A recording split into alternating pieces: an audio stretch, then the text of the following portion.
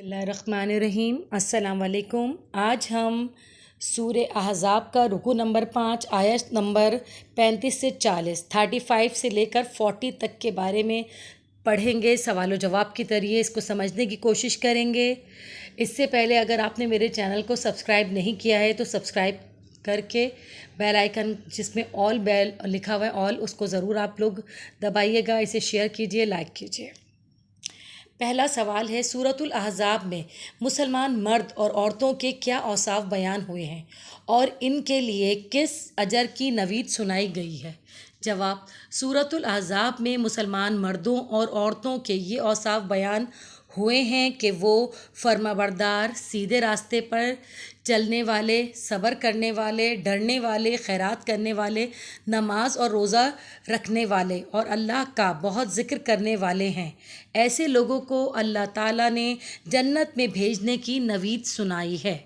ٹھیک ہے جی، اس سے یہ سمجھ میں آ گیا کہ وہ عورتیں اور مرد جو اللہ کا ذکر کرتے رہیں گے، نماز پڑھیں گے، سیدھے راستے پہ چلیں گے، روزہ رکھیں گے تو اللہ تعالیٰ ایسے لوگوں کو جنت میں بھیجیں گے۔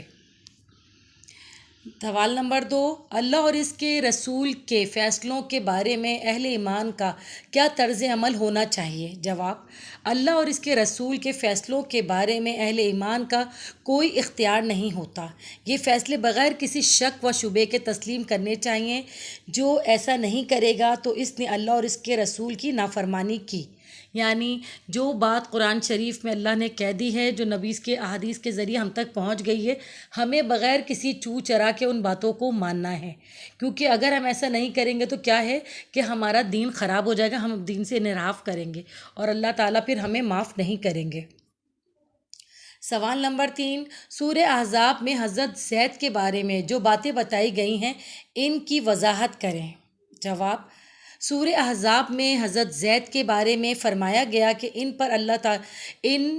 پر رسول اللہ صلی اللہ علیہ وآلہ وسلم کا احسان ہے کہ ان کی دینی تربیت کی، ان کو آزاد کرا کے اپنا بیٹا قرار دیا، ان کا نکاح پھپھی کی بیٹی زینب سے کرا دیا۔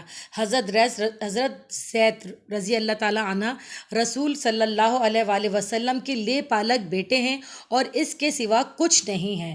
وہی والی بات جو میں نے آپ کو پہلے بھی بتائی تھی، کیونکہ وہاں پر ذہن بنے ہوئے تھے لوگوں کے کہ جو اگر بیٹا ہے لے پالک تو وہ جائیداد کا بھی حقدار ہوتا تھا، وہ بالکل اصلی بیٹے کی طرح ہوتا تھا، اس کے ساتھ بالکل اصلی بیٹا ہی سمجھا جاتا تھا۔ ایک ذہن بنا ہوا تھا اہل عرب کا اس زمانے میں۔ تو اللہ تعالیٰ نے کہا کہ اللہ کے توسط سے اللہ نبی نے ان پہ احسان کیا کہ ان کی دینی تربیت بھی کری، ان کو اپنا بیٹا بھی بنایا، اپنی پھپھی کی بیٹی سے ان کی شادی بھی کی، لیکن اس کے سوا وہ لے پالک بیٹے کے سوا وہ کچھ بھی نہیں ہے۔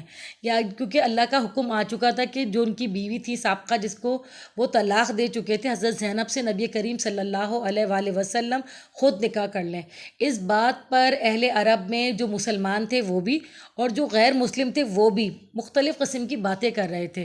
وجہ یہ تھی کیونکہ ان کے ذہن بنے ہوئے تھے بچپن سے اس چیز کے لیے کہ جو لے پالک بیٹا ہے وہ بالکل بیٹا ہی ہوتا ہے، اسی لیے سب باتیں کر رہے تھے۔ تو اللہ کا یہ فرمان اترا کہ جو بھی نبی اور اللہ کی باتوں کو نہیں مانے گا اور چو چرا کرے گا تو وہ پھر مسلمان نہیں رہے گا۔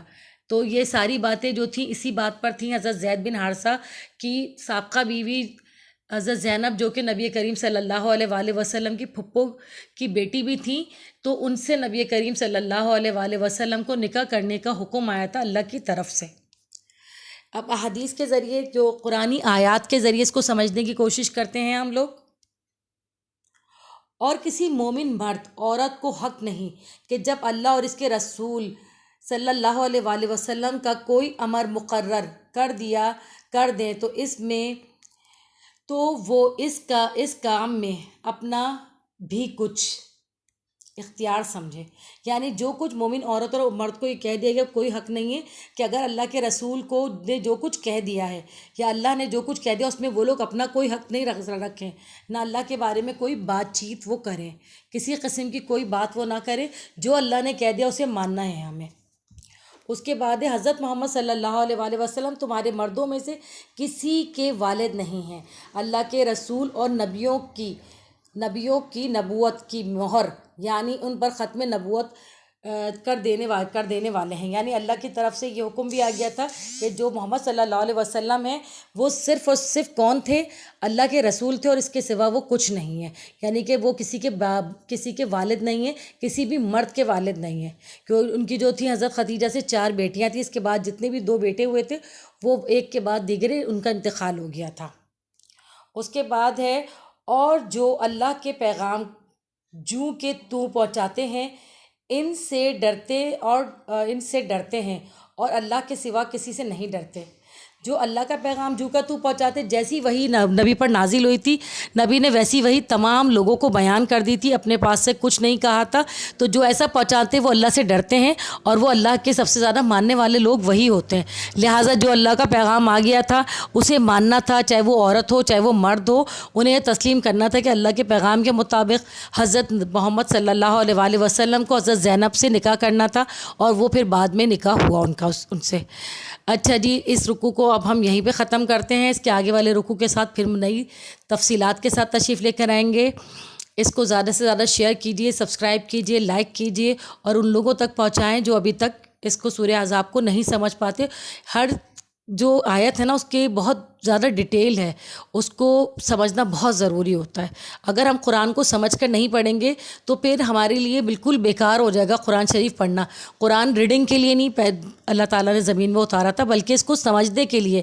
قرآن کو کہا جاتا ہے کہ ہدایت کی کتاب ہے، مگر ہم لوگ صرف اور صرف اس کی ریڈنگ کرتے رہتے ہیں اور اسے بخشتے رہتے ہیں، تو یہ درست نہیں ہے، ہمیں اسے سمجھنا بھی ہوگا۔ اچھا جی، اپنا بہت بہت خیال رکھیے گا۔ اللہ حافظ۔